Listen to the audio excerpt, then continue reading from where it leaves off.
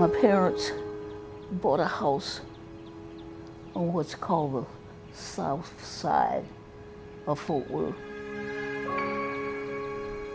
940 East Annie Street. And my mom had it fixed up so nice. On the 19th of June, 1939, 500 people gathered and the police were there. They didn't want us in their neighborhood. When my dad came from work, he came with a gun, and the police told him if he burst a cap, they'd let the mob have us. They drug the furniture out. They burned stuff. They just did despicable things. I'm not sure if that's the catalyst for me wanting Juneteenth for everybody to know about it. 'Cause it's freedom, you know. And not freedom for black people or Texas people, it's freedom for everyone.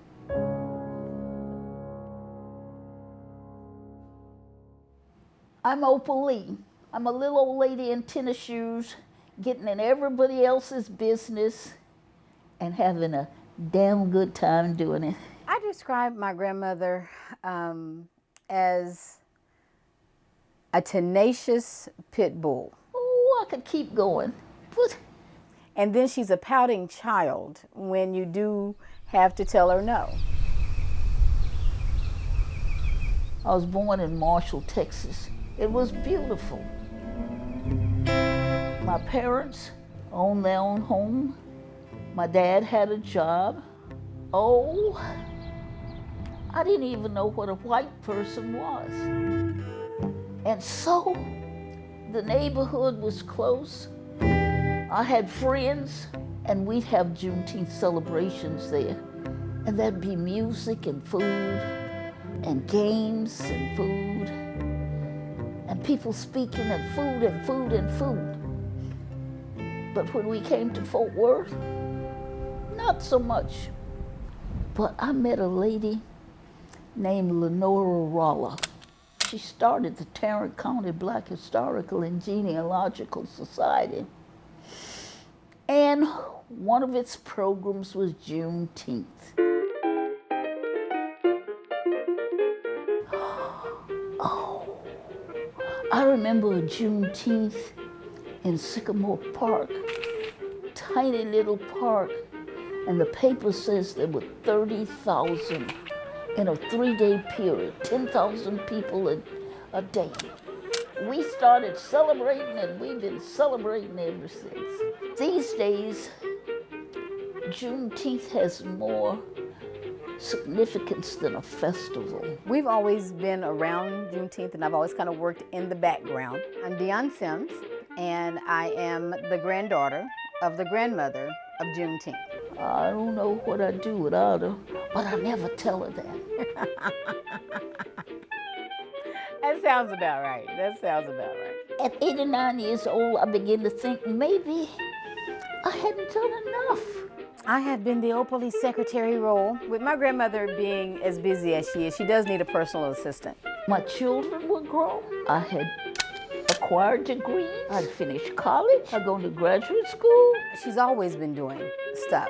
I had a teaching job. I became a visiting teacher. Kind of be overwhelming. I had helped start a food bank. And that she's still going like the Energizer Bunny. But I thought there was something else I ought to be doing. We finished 2016, Juneteenth, and she tells me that if a little old lady in tennis shoes walked from Fort Worth to Washington, somebody would take notice.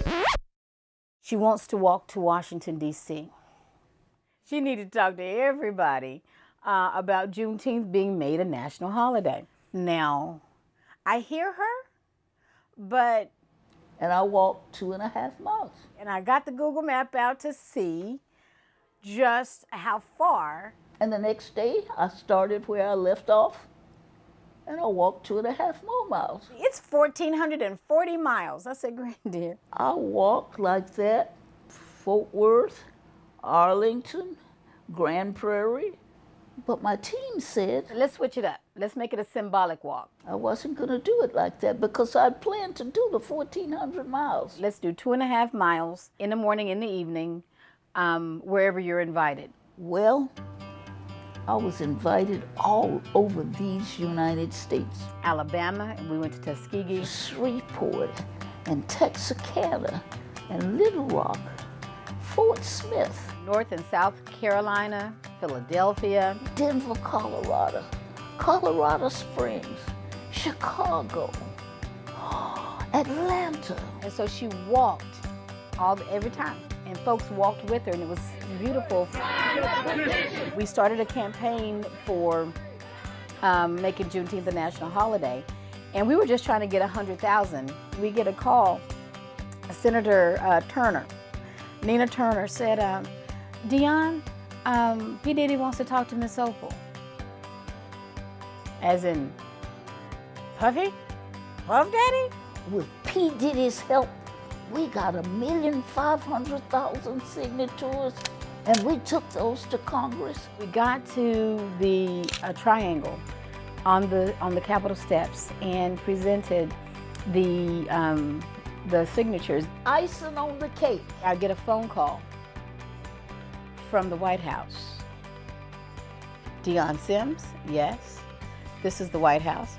Okay, we want to have Miss Opal here tomorrow for the signing of the Juneteenth. I'm like, okay, certainly. The bill is passed. Oh, I was elated. Kamala Harris greets her in the Rose Garden. I just didn't think it would happen in my lifetime. That was my fear. But I'm delighted that it did. To actually be there and to see the president come over and bow his knee to your grandmother. I was humble. I still pinch myself thinking, did it really happen? When it did become a national holiday, and it's something that she had been doing consistent, just like that drip of water, erosion, wearing down. You know, the people, she was just consistent. I don't think we can rest on our laurels. History cannot be undone. There are too many discrepancies that need to be addressed. When you know something is right, you do what you know to do, because change does come, just sometimes slowly. I'm hoping that having Juneteenth as a national holiday is another surge. Having Opal Lee as a grandmother, you're just proud. And that people will finally understand that we all want the same thing.